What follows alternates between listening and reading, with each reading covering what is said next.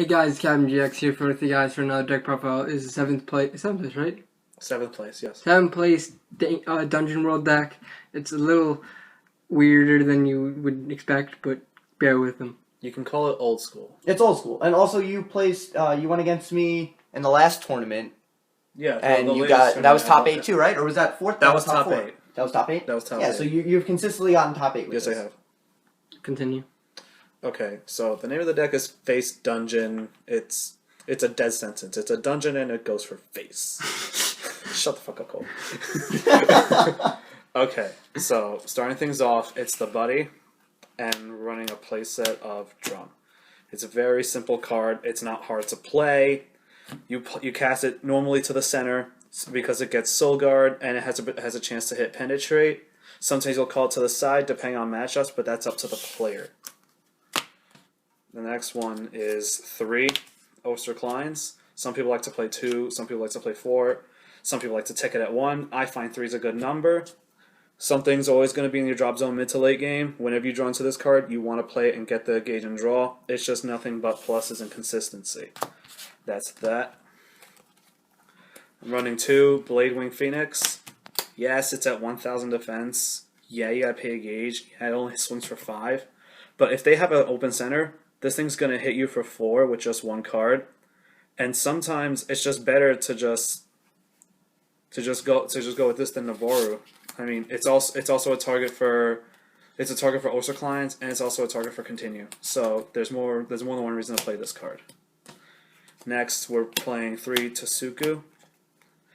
Personally, I don't think anyone should be running more than 3. I think the deck gets too cloggy, and you run into this card too many times, as opposed to the important resources. This card's here to keep up the stall game for life, and to help you play more cards for the gauge. It's also very important to use this card to call to the center, so that way after your attack, it goes to the drop zone, and you open up your center for a weapon attack. So you can swing 4 times without any double attackers. And we're also playing 3 Tetsuya. During a link attack, you choose an adventurer during the link attack. You grant that target a double attack, and you stand them and attack again. You can do this for drum is a very good example. But you can also choose to use your adventure staff. Those are usually my 2 main targets. When I'm desperate, I will choose Oster Kleins because I don't have anything else. But it's a restanding attack. It's really good. Running 3 Golem Jaishas at the moment, only because I can't get another one at the moment, but I do plan on running a playset. I prefer this over Cobalt, and at the moment I am running 4 Cobalt, but again, that reason is because I need another one of this, so until I can, 4 is fine. Some people say that running 7 size zeros is a bit cloggy, but I never see a problem with size zeros. You can play them and still play whatever you want. Which leads to my other point. Running 3 Floods. The reason I'm playing this in my dungeon build is because dungeon has a very hard time hitting numbers, especially against Raging Spirits or something that has a really big motherfucking monster in the center. You're going to want something to just really pile drive home. This monster has Penetrate, he's got Soul Guard, and Lifelink of 3. You pay 2 gauge to put the top card into his soul. And when he is attacked by your opponent's card, you nullify that card's Penetrate. So this is good for stall. This applies pressure. Honestly, depending on the matchup, this could be a real game changer, and everyone I play against can attest to that. And for the items, I'm only playing 3 Adventurer Staff Alxbane. The reason I'm playing this card is for 3 reasons, really. 1, this thing swings for 6,000. Not many weapons can swing for that, and the fact that Dungeon can hit that with a weapon by itself is very powerful. Looking at you, Raging Spirits. Another reason is because when you swing with this card and the attack deals damage or destroys an opponent's monster and you control a dungeon enemy, then you also get a gauge. This card. The third reason I'm playing this card is the fact that it has Adventure in its attribute, so it can restand with Tetsuya. You can also grab it from Hot Springs. You can do a lot with it. I'm running 3 Pillar of Fires. I could probably run 4. I haven't play tested it yet, but I find 3 is rather comfortable. And in the meta that I'm used to playing, there really weren't a lot of 6,000 or less monsters. There were a lot of things sitting at 7,000 or higher. So running it at 4 at the time wasn't very smart. And I'll think about playtesting 4, see how that works. But right now 3 is just fine. I'm also running 3 crossbows. I'm playing this because not a lot of people really play this card. So when people are playing up against Dungeon, they don't really think about this as a card that they're playing. So when this card comes out, it catches them off guard and it can mess up their plays. I am running 4 formal parties. There's no reason not to play 4. Hold on. I gotta make my daily joke. They're not all hollow. Yeah, and guess what? You didn't top. That's worse than the Twin Towers. Hey! You ruined my joke. That's worse than Twin Towers. That was a good turn, but that was a good comeback. Thank you. I didn't get to finish my joke. Okay. Anyway, that's worse than Twin Towers. Back to the card. There's no reason not to play joke? this. Everyone knows what this card does, but just in case you don't know, if you have this card on the field and you play another mission card, you get to gain 1 life, you ditch this card, and you search for an adventurer. That includes all the monsters, and that includes Alxbane, the weapon, and that also includes Continue. So this card is very versatile. No reason to not run it if you are playing any sort of adventurers. And to help back that up, I'm running 3 Nazaro Hot Springs. Nazaro Hot Springs is very good. Again, wanting to put your drum in the center. Because he has Soul Guard, your monster will still be in the center after Soul Guard is activated.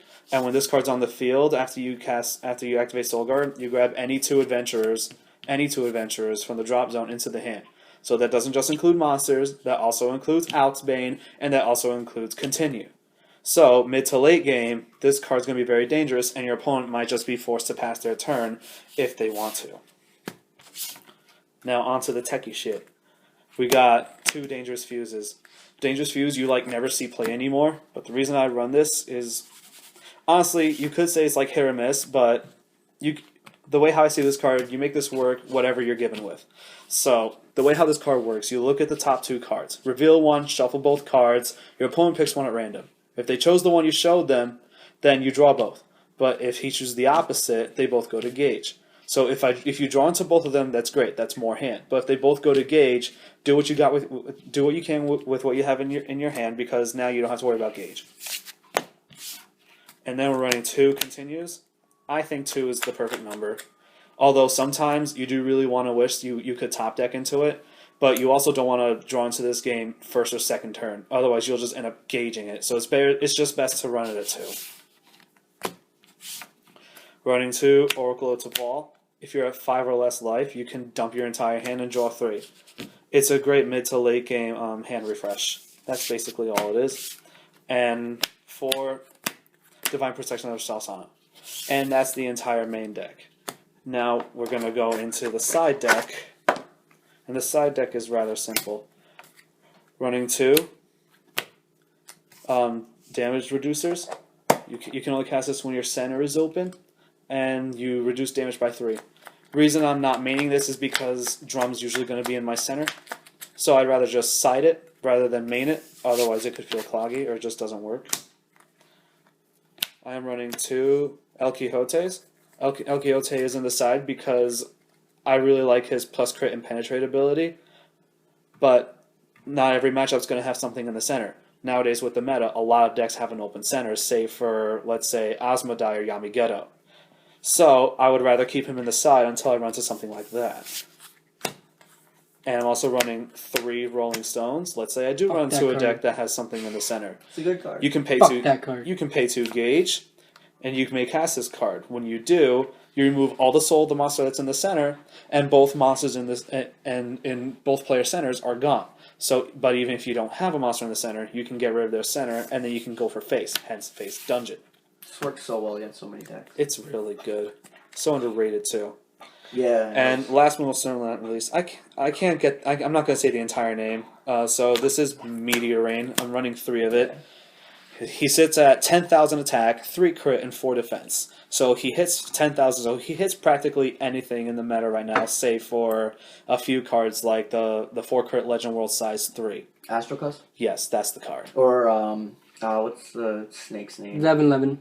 The 11-4-11. I can't remember. It also doesn't hit final form Seeger, but his Right. effect can get rid of it. Right. He has a counter effect that says activate.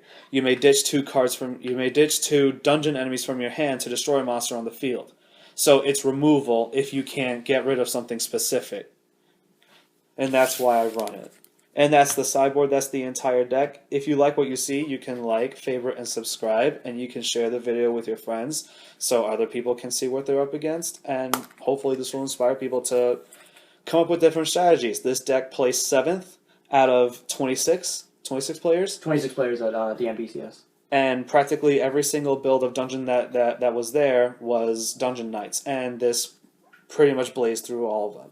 So Brett, Yes. a lot of people can be brutal on my site, Okay. on my videos. Yeah. And before people start commenting on this, what would you say your win ratio is? My win ratio? It's really freaking It's high. definitely freaking positive. I've played against some world-class players, and John Muir. Yeah, John Muir and Nieves. John Muir's got 2nd place at Worlds, and with this deck, I would say I'm 50-50.